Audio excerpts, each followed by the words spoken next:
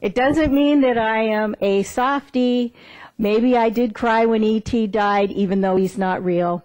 I do have a heart and a passionate soul for this country.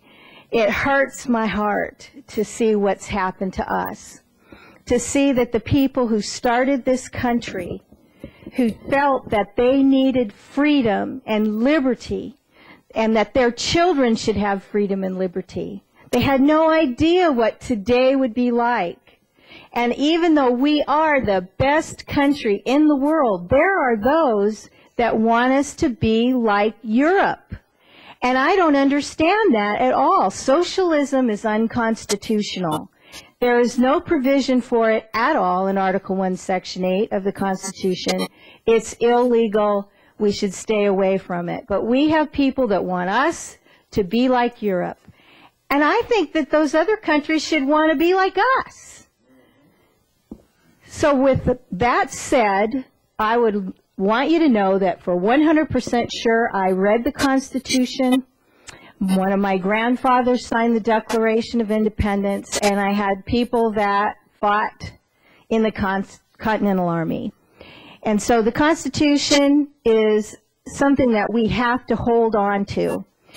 One of the lines in the Declaration of Independence that made people want to start, it said that all experience hath shown that mankind are more disposed to suffer while evils are sufferable rather than to right themselves by abolishing the forms to which they are accustomed.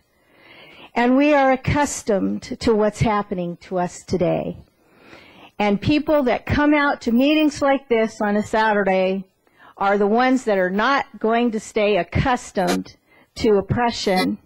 We have a tax system that is not just to do what the Constitution says, but it is also to make our behavior change. We have sin taxes to get people to stop smoking and to not drink so much. We want to put taxes on certain types of foods. We tax so many things that don't need to be taxed.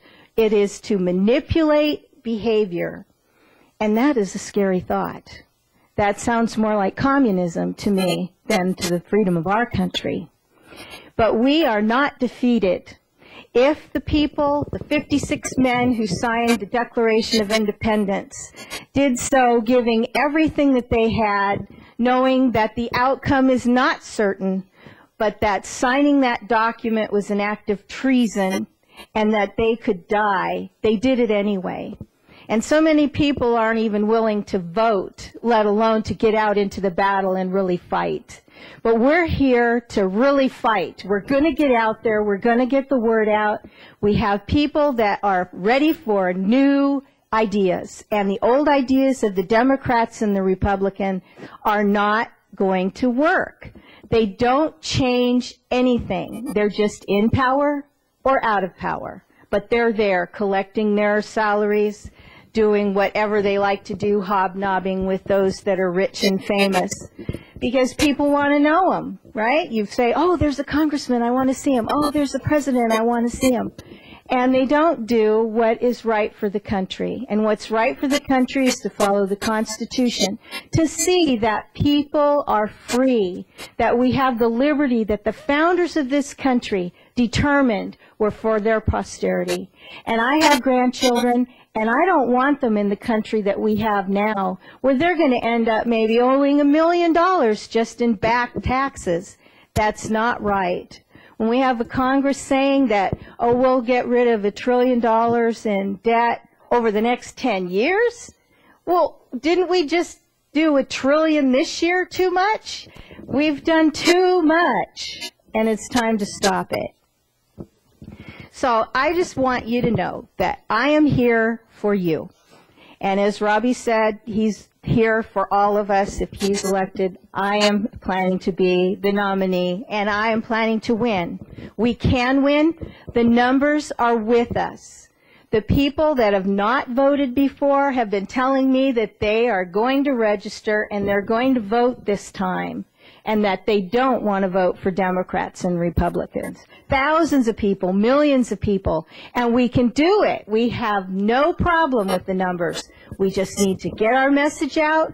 We need to have a plan. We need to let people know that we're serious and that we're not just the bubblegum chewing party.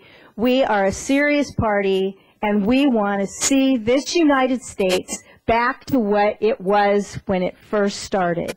And with the help of all of you and the friends that you tell, we can do it. And I have no problems believing 100% that this is the time that we are going to have a president who is not a Democrat and who is not a Republican, because we're tired of voting for between bad and worse.